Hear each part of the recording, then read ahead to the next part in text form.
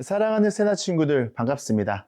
오늘도 하나님의 말씀 앞으로 나온 여러분들을 예수님의 이름으로 환영하고 축복합니다.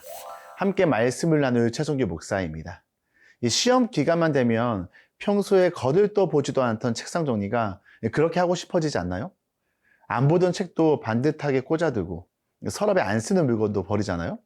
이 시험 공부하려고 책상에 앉았는데 정작 공부는 하지 않고 주변만 열심히 정리하는 친구들이 있을까요? 목사님이 그랬습니다. 그때 몰랐는데 이 시험이라는 거대한 벽을 피하고 싶었던 것 같아요.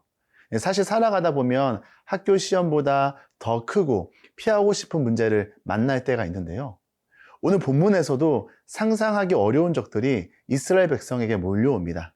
이 도망치고 싶은 위기를 어떻게 극복할 수 있을까요? 말씀을 통해 함께 살펴보고 싶습니다. 오늘의 주제는 안심해 주님이 하셔입니다. 오늘의 말씀은 에스겔 38장 14절에서 23절입니다. 그러므로 사람아 예언하여라. 곡에게 말하여라. 주 여호와가 이렇게 말한다. 그날에 내 백성 이스라엘이 안심하고 살고 있을 때 내가 그것을 알지 못하겠느냐. 내가 살고 있는 북쪽으로부터 너는 많은 백성들과 함께 올 것이다. 너희들은 모두 말을 타는 큰 무리로 강한 군대다. 내가 내 백성 이스라엘을 공격하니 구름같이 땅을 덮을 것이다. 고가, 훗날에 나는 너로 하여금 내 땅을 침략하게 할 것이다.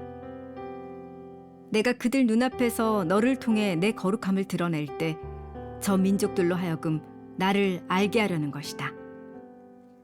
나 주 여호와가 이렇게 말한다. 내가 이전에 내 종인 이스라엘의 예언자들을 통해 말하니가 내가 아니냐. 이스라엘을 치기 위해 내가 너를 보낼 것이라고 그들은 여러 해 동안 예언했었다. 주 여호와의 말이다. 그날에 곡이 이스라엘 땅을 치러 오면 내 진노가 내 얼굴에 나타날 것이다. 열정과 불타는 진노로 나는 말한다. 그날에 분명 이스라엘 땅에 큰 지진이 있을 것이다. 바다의 물고기와 공중의 새와 들판의 짐승과 땅 위에 기어다니는 모든 것들과 땅 표면에 있는 모든 사람은 내 앞에서 두려움으로 떨 것이다.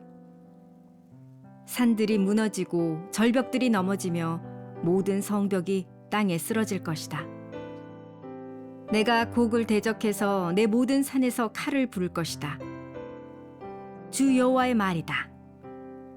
각 사람은 칼로 자기 형제를 칠 것이다. 나는 전염병과 피로써 그를 심판할 것이다. 내가 폭우와 큰 우박과 불과 유황을 그와 그의 군대와 그와 함께한 많은 백성들 위에 넘치게 할 것이다. 이렇게 나는 내 위대함과 내 거룩함을 드러내어 많은 민족들이 보는 앞에서 나를 알릴 것이다. 그러면 내가 여호와임을 그들은 알게 될 것이다. 오늘 본문은 에스겔 선지자가 장차 이스라엘에 쳐들어올 곡이라는 강력한 적에 대해 예언하는 내용입니다.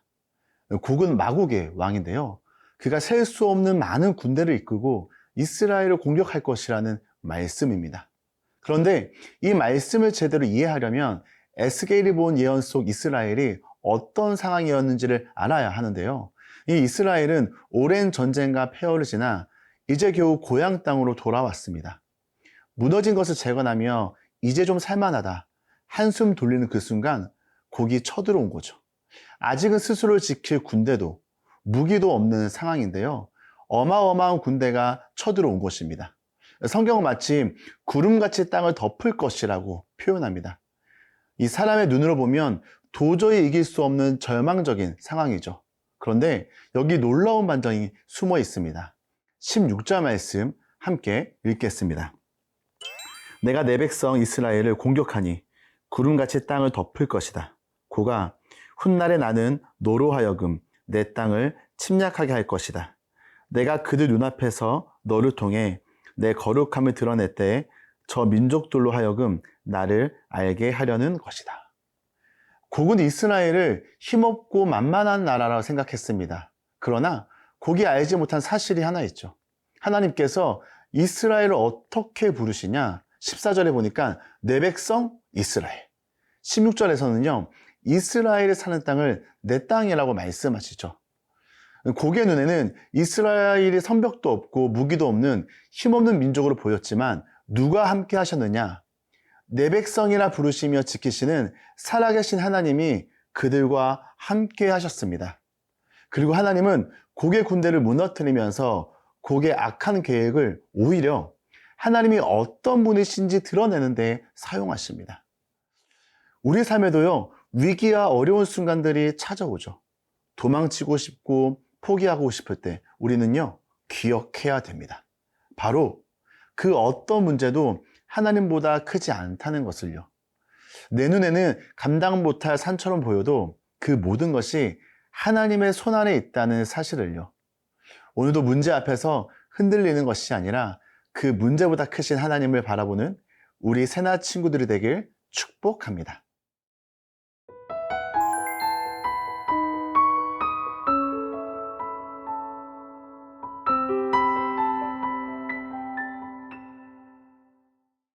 그렇다면 이 어마어마한 위기 앞에서 하나님은 어떻게 이스라엘을 지키고 보호하실까요? 이스라엘에게 더 강한 군대를 준비하라고 하셨을까요? 아니면 더 높은 성벽을 쌓으라고 하셨을까요? 22절 말씀 함께 읽겠습니다. 나는 전염병과 피로써 그를 심판할 것이다. 내가 폭우와 큰 우박과 불과 유황을 그와 그의 군대와 그와 함께한 많은 백성들 위에 넘치게 할 것이다. 자신의 소중한 내 백성, 내 땅을 건드린 곡을 향해 하나님의 거룩한 분노가 타오릅니다. 하나님께서 직접 나서시는데요. 큰 지진이 일어나고 전염병과 폭우, 큰 우박과 유황을 하늘에서 내리셔서 곡과 그를 따르는 군대를 심판하시겠다는 겁니다. 오늘 본문을 보면 이스라엘이 얼마나 용감하게 싸웠는지 나오지 않죠. 대신 누가 일하시는지를 계속해서 보여줍니다. 큰 지진을 일으키신 분도, 곡의 군대를 무너뜨리시는 분도, 자기 백성을 지켜내신 분도 살아계신 하나님이시죠. 적이 아무리 강해 보여도, 문제가 아무리 커 보여도 그보다 강하신 분, 크신 분은 우리 하나님이십니다. 그래서요, 우리는 안심할 수 있습니다. 그 하나님이 우리와 함께 하시며 우리를 지키시고 내 삶을 인도하신다고 이 성경을 통해 약속하셨거든요. 우리가 그분께 붙잡혀 있으면 우리가 아무리 연약해도 안전합니다. 그렇다고 오해해서는 안 되는데요. 하나님이 하신다고 아무것도 하지 않아도 되는 건 아닙니다. 내 자리에서 할 수 있는 최선을 다하되 결과는요, 하나님께 맡기라는 거죠. 여러분, 믿음은요, 하나님께서 일하실 것을 믿으며 내가 해야 할 일을 하는 겁니다. 그래서 살아있는 믿음은요, 반드시 행동으로 이어져요. 시험이 두려워 책상 종리로 도망치는 것이 아니라 펜을 잡고 자리를 지켜야죠. 내 능력이 부족해서 실패하면 어쩌지 하는 두려움은요, 주님께 내어 맡기고 오늘 내가 감당해야 할 하루를 살아내는 것, 그것이 진짜 믿음의 사람의 모습입니다. 사랑하는 새나 친구들, 혹시 피하고 싶은 문제나 감당하기 벅찬 두려움 앞에 서 있나요? 기억하십시오. 너는 내 백성이다. 안심해라. 내가 싸운다라고 말씀하시는 크고 강하신 하나님을 기억하는 겁니다. 자, 그렇다면 이 시간 목사님을 따라 가슴에 손을 얹고 한번 믿음으로 선포해 볼까요? 문제보다 크신 하나님을 바라봅니다.